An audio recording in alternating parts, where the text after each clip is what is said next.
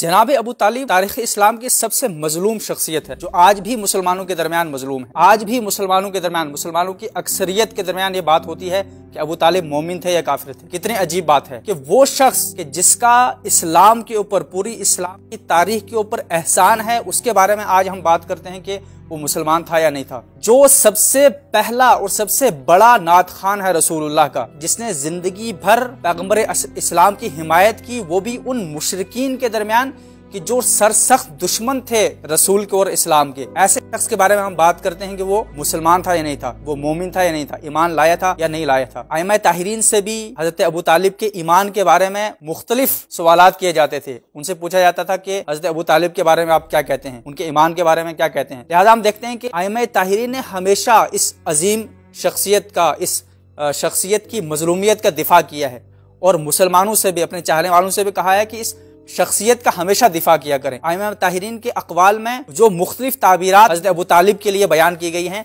उनसे समझ में आता है कि हज़रत अबू तालिब न सिर्फ ये कि एक पक्के मोमिन थे, पक्के मुसलमान थे, बल्कि आपका ईमान उस अजीम दर्जे पर और उस चोटी पर फायज है कि एक आम मुसलमान, बल्कि पूरी उम्मत मुसलमान का ईमान वहां तक नहीं पहुंच सकता है। हज़रत अमीरुल मोमिनीन अली इब्न अबी तालिब अलैहिस्सलाम से आपके ईमान के बारे में पूछा गया कि आपके वालिद के बारे में आप क्या कहते हैं, तो आपने बहुत खूबसूरत और मुख्तसर जवाब दिया कि अगर मेरे वालिद अबू तालिब क़यामत के दिन दुनिया के तमाम गुनहगारों की शिफात करें तो परवरदिगार उनकी शिफात को कबूल कर लेगा।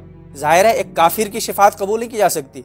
एक ऐसा शख्स कि जो न सिर्फ मोमिन हो बल्कि ईमान के अजीम दर्जों पर फायज हो, वो शिफात कर सकता है किसी की। और यहाँ पर फरमा रहे हैं कि न सिर्फ एक शख्स की, न सिर्फ 2 अफराद की, न सिर्फ 10 और 100 अफराद की, अगर दुनिया के कायनात के तमाम गुनहगारों की शिफात करें, उनकी शिफात कबूल की जाएगी। इसी तरह से इमाम सादिक अलैहिस्सलाम से पूछा गया आपके ईमान के बारे में, तो आपने फरमाया कि हजरत अबू तालिब का ईमान असहाबे कहफ के ईमान की तरह है।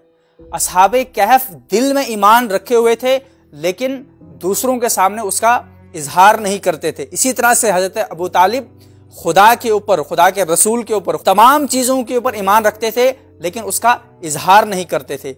या इमाम रज़ा अलैहिस्सलातु वस्सलाम से पूछा गया कि आप हजरत अबू तालिब के ईमान के बारे में क्या फरमाते हैं, तो इमाम ने एक अजीब ताबीर इस्तेमाल की जिससे हजरत अबू तालिब की ईमान की अजमत समझ में आती है। आपने फरमाया कि अगर दुनिया के तमाम मुसलमानों का, दुनिया के तमाम मोमिनीन का ईमान तराजू के एक पल्ले में रखा जाए और दूसरे पल्ले में हजरत अबू तालिब का ईमान रखा जाए, तो हजरत अबू तालिब का ईमान तमाम अफराद के, तमाम मुसलमानों के ईमान के ऊपर भारी पड़ेगा। तो आज मुसलमान उनके ईमान के बारे में बात करते हैं कि वो मोमिन थे या नहीं थे। इसी तरह से हजरत इमाम रज़ा अलैहिस्सलाम को एक शख्स ने ख़त लिखा, उनके एक सहाबी ने ख़त लिखा कि मेरे दिल में हजरत अबू तालिब के ईमान से मुतालिक कुछ शुकूक और शुबहात पैदा हो रहे हैं। तो आपने फरमाया अगर तुम मोमिन बाकी रहना चाहते हो तो फौरन तौबा करो, इसलिए कि ईमान अबू तालिब में शक करना इस्लाम में शक करने के बराबर है।